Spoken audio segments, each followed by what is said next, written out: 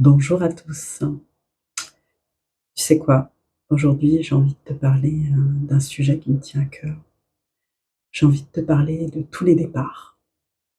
J'ai envie de te parler des séparations, des distances, des éloignements, des ruptures, mais aussi de la mort. Pas de la mort comme une fin, hein, mais de la mort comme un passage et surtout du vide que ces départs laissent pour ceux qui restent. Et pourtant, le lien, lui, ne s'éteint pas. Alors moi, je crois que je n'ai plus peur de la mort. Ma médiumnité, mes expériences m'ont appris que c'est juste un passage vers un autre plan, pas une fin. Pourtant, il y a des moments où la mort, elle me surprend encore. Hier soir, dans ma cuisine, j'étais en train de préparer le repas et j'ai eu comme, une crise de panique soudaine. Et là, j'ai eu cette vision de mon papa. Je l'ai vu, j'ai entendu sa compagne crier son prénom, comme s'il était sur le point de mourir. Mon papa, il va bientôt avoir 80 ans. Il est diabétique, mais il va bien. Pourtant, cette vision que la mort peut arriver soudainement, à tout moment, eh bien, là, elle est venue me la rappeler. La semaine dernière, ma mère, elle a vécu quelque chose d'un peu particulier dans sa résidence. Il y a une dame qui est décédée, seule, dans son appartement. Son corps est resté là plusieurs jours, sans qu'on s'en rende compte. Et je crois qu'encore aujourd'hui, eh bien, personne ne l'a réclamé. Quand ma mère m'en a parlé, j'ai reçu ce message de cette dame. Elle allait bien, elle était en paix, elle avait choisi de partir. Mais sur terre, ce départ a réveillé une angoisse, celle de mourir seule. Ma mère a même donné ses coordonnées à sa voisine pour qu'elle me prévienne au cas où. Mmh.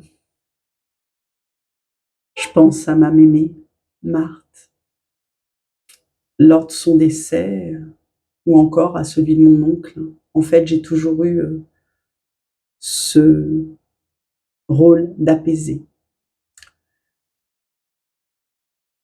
Pendant la veillée, j'écoutais, j'observais et je voyais les émotions, les colères, les tensions et moi je restais dans le recueillement.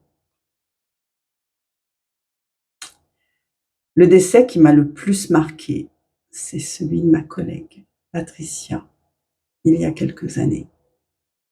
Elle est décédée chez mon meilleur ami. Il a tenté de la réanimer, sans succès. J'ai porté, la famille de mon ami ce jour-là. J'ai rassuré les enfants traumatisés. J'ai protégé mon ami aux yeux des autorités. Je me souviens avoir déposé à la gendarmerie en tant que tiers digne de confiance. C'est une période difficile. J'ai compris, des années plus tard que, eh bien, son heure était venue. Patricia, c'était juste son moment parce que ce décès de ma collègue, il a eu des répercussions dans ma vie personnelle et familiale, retentissantes. Tout a un sens, tout est juste, même quand ça nous dépasse. C'est comme les pages d'un livre, en fait, qui sont déjà écrites. Et pour ceux qui m'ont suivi sur la chaîne, eh bien, c'est là que j'ai rencontré Jules.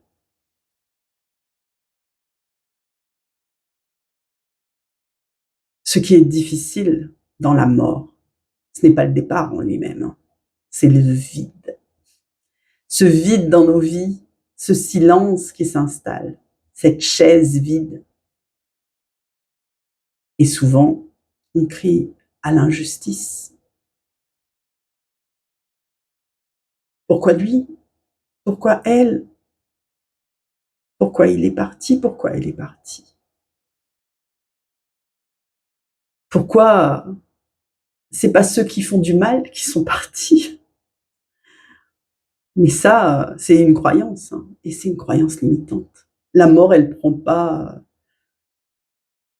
les bonnes personnes, c'est ce qu'on croit, et on croit qu'elle laisse les mauvaises. C'est faux. En fait, tout ça fait partie d'un plan divin, d'un timing précis, inscrit dans un plan d'âme. Un timing que notre mental ne peut pas comprendre.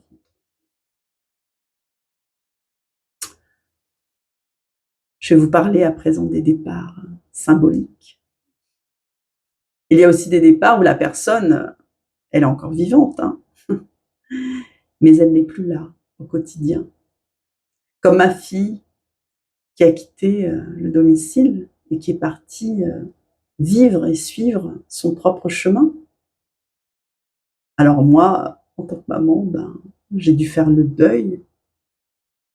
Oui, c'est un deuil de sa présence physique, des moments qu'on a partagés, enfin, qu'on aurait pu vivre encore, quoi, je veux dire, et qui seront à présent différents. Parce que là, et bien maintenant, nous recréons un lien différent. Et ça m'a ramené dans ma réflexion comme avec ma mère à 30 ans qui a rompu subitement notre lien, qui a coupé le cordon, comme on dit. J'avais 30 ans, mais j'avais un lien fusionnel avec ma mère à l'époque. Et cette rupture, elle m'a fait énormément souffrir. Il a fallu près de 10 ans pour que on se retrouve et qu'on apprenne à faire autrement. Et moi, surtout, que j'accepte que, comme avant, c'était fini. Ça n'existerait plus. Il y a aussi des amours qui changent de forme. Mon ex-mari, Jules. Non, pardon, Jean. Ceux qui suivent, ils sauront pourquoi je rigole. Mon âme sœur. Eh bien, nous ne sommes plus ensemble, mais il reste ce lien qui perdure. Et puis, il y a les amitiés qui s'éloignent. J'ai des amis que je connais depuis plus de 30 ans, qui ont été des confidents, personnes très proches. On a traversé tout. Et aujourd'hui, en fait, ces amis, ils ont tracé leur route, hein. Ils sont aussi sur leur chemin et moi sur le mien. Nos trajectoires, en fait, elles divergent. Comme dit le dicton, eh bien, la vie nous a séparés et ne nous a pas épargnés. La coupure, elle a été parfois brutale, des fois incomprise, et il a fallu, eh bien, que je fasse sans eux. Peut-être qu'eux aussi ont dû faire sans moi, mais ils restent dans mon cœur. Et aujourd'hui, il n'y a plus d'amertume, il n'y a plus de rancœur. Il y a juste de l'amour pur, inconditionnel. Et puis, eh bien, il y a ce lien, celui de mon jumeau d'âme, l'âme, ce lien d'âme. Il est là, hein. On ne se parle pas, même si on ne se voit pas. Il est visible et invisible à la fois. On peut douter, on peut se questionner, on peut se perdre, mais le lien, il est toujours là. Ce parcours est initiatique. Chaque étape, chaque silence, chaque séparation apparente est là pour nous transformer, nous guérir de nos blessures, une à une. Et moi, ouais, je vois sa transformation.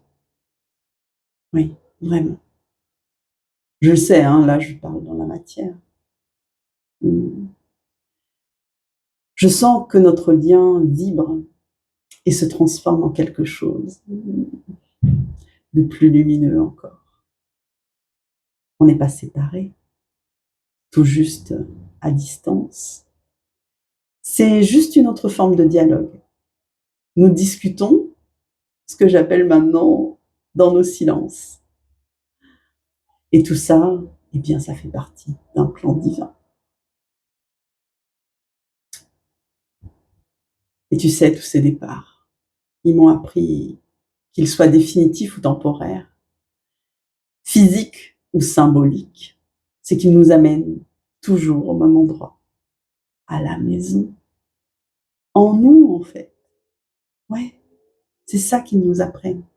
Parce que quand on se retrouve seul, on dialogue avec soi-même, avec son enfant intérieur, avec son corps, avec son esprit, avec son âme. On apprend à s'écouter, soi. Et dans ce silence, on découvre en fait qu'on n'est pas vraiment seul. Parce que l'autre, qu'il soit vivant ou défunt, il continue de vivre en nous. Avec mon enfant, au-delà du lien filial, eh bien, il y a un amour qui ne s'éteint pas. Avec mes amis, même sans contact, il reste un espace dans mon cœur qui leur appartient. Avec Flamme, le lien continue de vibrer, de me transformer, de m'enseigner. Alors oui, la mort, elle surprend. Oui, elle laisse un vide. Mais ce vide, on peut le remplir autrement, avec des souvenirs, avec de l'amour, avec cette certitude que le lien, en fait, ne s'éteint jamais. Pour moi, la mort, ce n'est pas une coupure. Les défunts, ils ne sont pas silencieux. Ils nous parlent, ils nous envoient des signes, des synchronicités. Souvent, juste après un départ, les signes sont très forts. Je suis sûre que vous l'avez remarqué. Peut-être un mot, un parfum, une chanson, un objet déplacé. C'est leur façon de dire « je suis encore là ». Mais pour les percevoir, ces signes, ces synchronicités, ces messages qu'ils nous envoient, il faut que notre cœur reste ouvert, même dans la douleur. Et peut-être que la vraie question, ce n'est pas pourquoi ils partent, pourquoi ce sont eux qui sont partis avant, mais plutôt comment vais-je continuer à vivre ce lien autrement. Pensez-y. Chaque départ est une invitation à recréer le lien de manière différente, à aimer autrement, à revenir à soi pour vibrer en nous, pour nous. Et toi? Est-ce qu'il t'est déjà arrivé de sentir un signe après le départ de quelqu'un? Tu peux le partager en commentaire. Parce que ces histoires, comme je viens de vous conter les miennes, elles nous rappellent qu'il n'y a pas vraiment de fin. Elles nous font comprendre que le lien ne s'éteint pas. Je vous aime.